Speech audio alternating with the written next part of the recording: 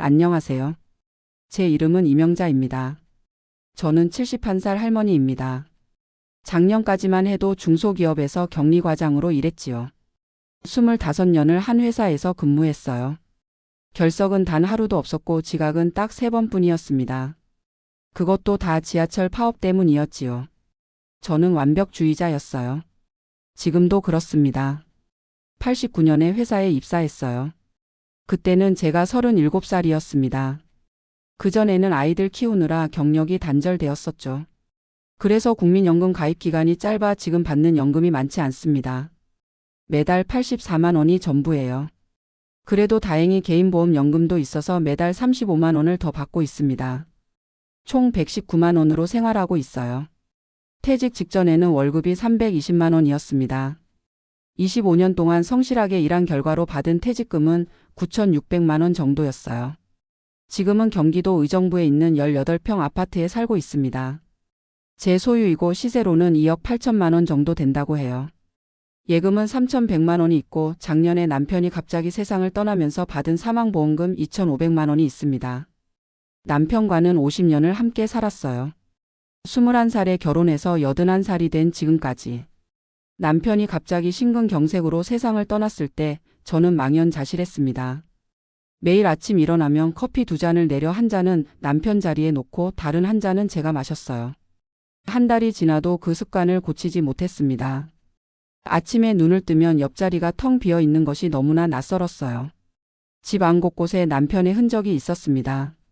서재에 있는 책장, 현관에 걸린 모자, 베란다에 있는 작은 화분들. 남편은 퇴직하고 나서 베란다에서 작은 화초들을 키웠거든요.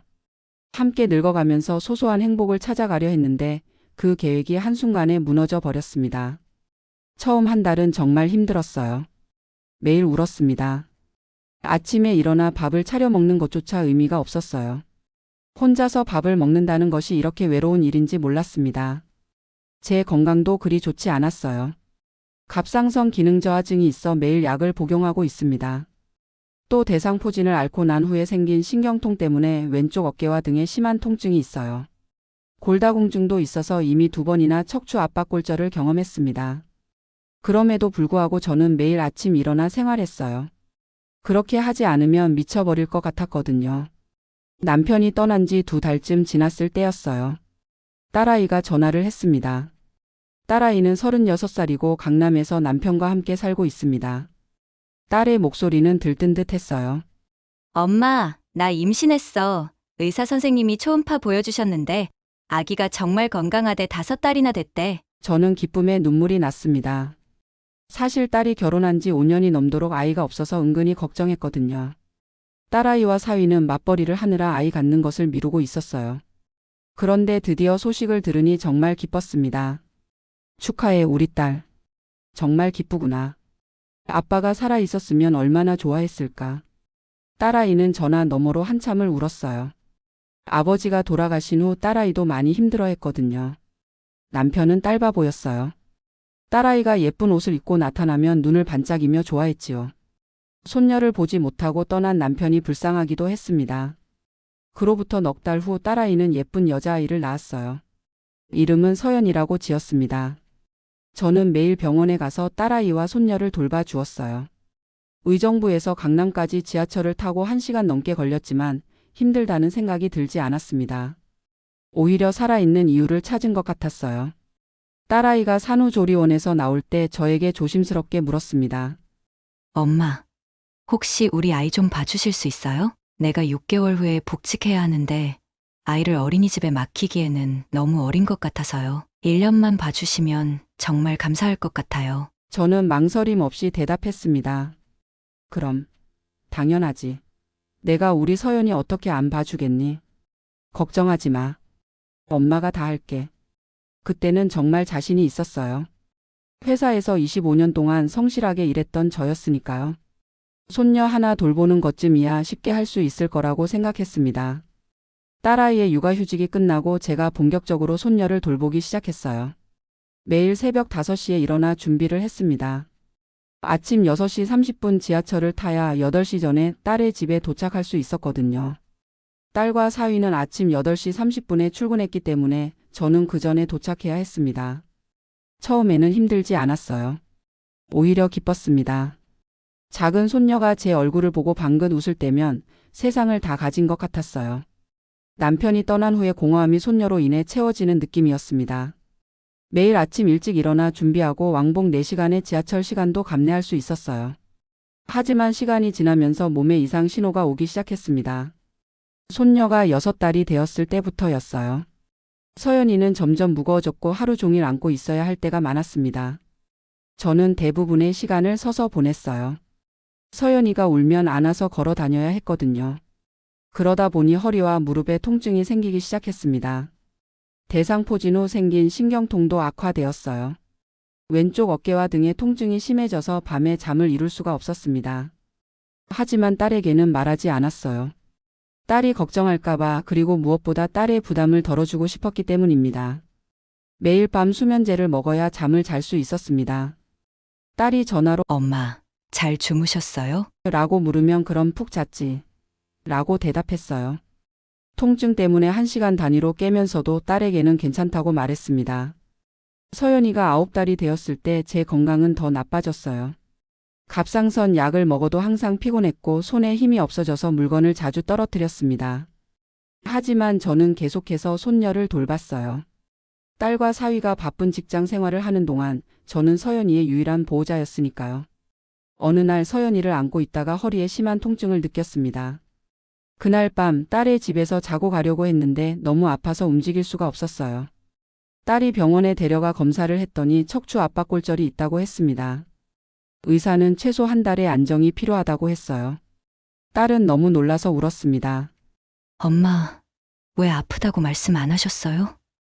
내가 몰랐어요. 정말 미안해요. 저는 딸을 안심시켰습니다. 괜찮아, 우리 딸. 엄마는 괜찮아. 금방 나을 거야. 걱정하지 마. 하지만 상황은 좋지 않았습니다. 병원비가 많이 나왔어요. 특히 골다공증 치료제가 비쌌습니다. 한 달에 15만 원이나 들었어요. 저는 병원비를 아끼기 위해 약을 줄이기 시작했습니다. 한 달에 한 번만 맞아도 될 것 같다고 스스로를 설득했어요. 퇴원 후에도 저는 계속해서 손녀를 돌봤습니다. 이제는 조금 더 조심했어요. 서연이를 안을 때는 허리를 곧게 펴고 무릎을 굽혀 들었습니다. 하지만 여전히 힘들었어요. 서연이는 날이 갈수록 무거워졌고 이제는 기어 다니기 시작했거든요. 어느 날 딸이 퇴근 후 물었습니다. 엄마, 내일도 와주실 수 있죠? 내일은 중요한 회의가 있어서요. 저는 망설였습니다. 사실 그날은 너무 아파서 다음 날 쉬고 싶었어요. 하지만 딸의 간절한 눈빛을 보니 거절할 수가 없었습니다. 그래, 물론이지. 엄마가 올게. 그렇게 저는 계속해서 무리했습니다. 통증이 있어도 피곤해도 딸과 손녀를 위해 매일 새벽에 일어나 1시간 넘는 지하철을 타고 갔어요. 버스가 더 편했지만 지하철이 1,400원 더 저렴했거든요. 그 차이로 서연이에게 과자 하나를 더 살 수 있었습니다. 의정부에서 강남까지 가는 긴 지하철 시간 동안 저는 화장실도 가지 않았어요. 중간에 내렸다가 다시 타면 시간이 더 걸리기 때문이었습니다.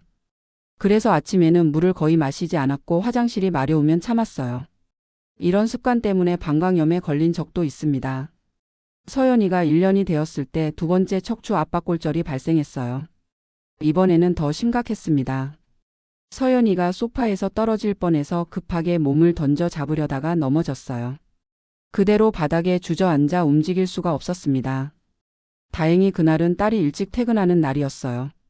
병원에 실려갔고 또다시 한 달의 입원 생활을 했습니다. 이번에는 통증이 더 심했어요. 의사는 저에게 경고했습니다. 이런 식으로 계속하면 걷지 못하게 될 수도 있습니다. 특히 무거운 것을 들어 올리는 일은 절대 하면 안 됩니다. 입원 기간 동안 저는 많은 생각을 했어요. 제가 지금 하고 있는 일이 과연 옳은 것인지, 이렇게 계속해도 되는 것인지 고민했습니다.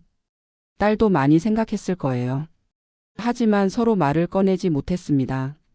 퇴원 후 딸은 저에게 말했습니다. 엄마, 서연이 돌보는 거 정말 힘들죠? 이제 그만하셔도 돼요. 우리가 다른 방법을 찾아볼게요. 저는 고개를 저었습니다. 아니야, 괜찮아. 엄마가 할 수 있어. 우리 서연이를 누가 봐줘?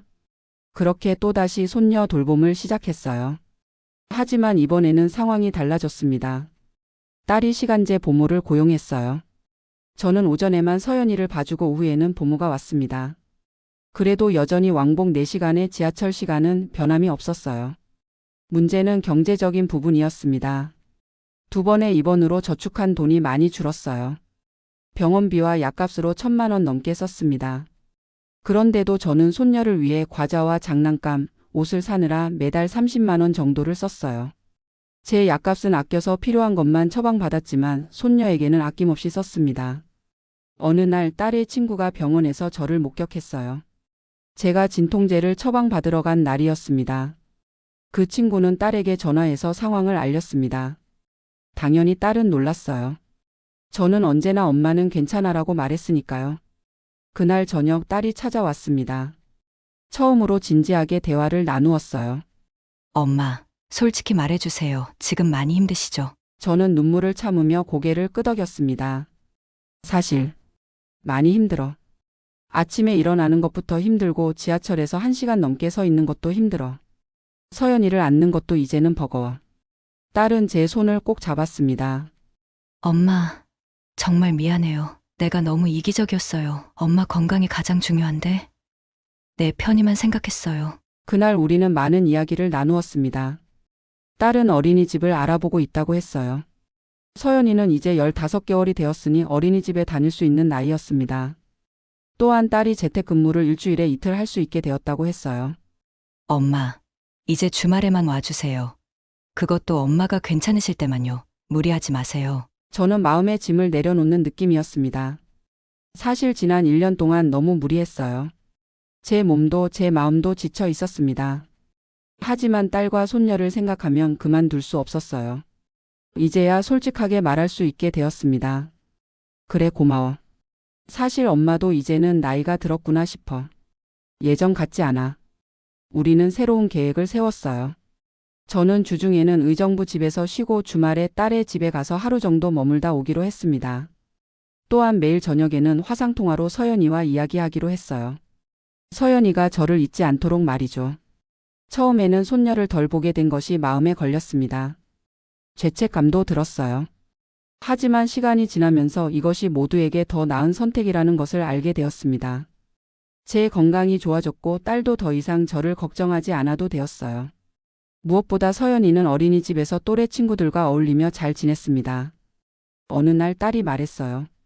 엄마, 서연이가 어린이집에서 할머니 보고 싶다고 했대요.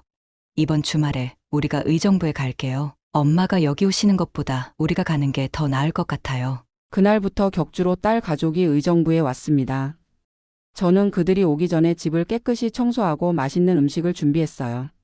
서연이는 제 집에서 새로운 장난감을 발견하며 즐거워했습니다. 딸과 사위도 편안하게 쉬다 갔어요. 이제 저는 내가 할 수 있는 만큼만 하면 된다는 것을 알게 되었습니다. 모든 것을 완벽하게 해내려고 하지 않아도 된다는 걸요. 회사에서 25년 동안 한 번도 결석하지 않았던 그 완벽주의가 오히려 저를 지치게 했던 거예요. 요즘은 의정부의 작은 도서관에서 주 이틀 동안 봉사활동을 하고 있습니다. 어린이들에게 책을 읽어주는 일이에요. 신기하게도 이 활동은 제 몸에 무리가 되지 않습니다. 오히려 기쁨을 주어요. 아이들이 제 이야기를 들으며 웃을 때면 서연이가 생각납니다. 매주 금요일이면 주말에 딸 가족이 오는지 제가 가는지 확인합니다. 서로 번갈아가며 방문하니 부담이 적어요. 이제는 지하철에서 1시간 넘게 서 있지 않아도 됩니다.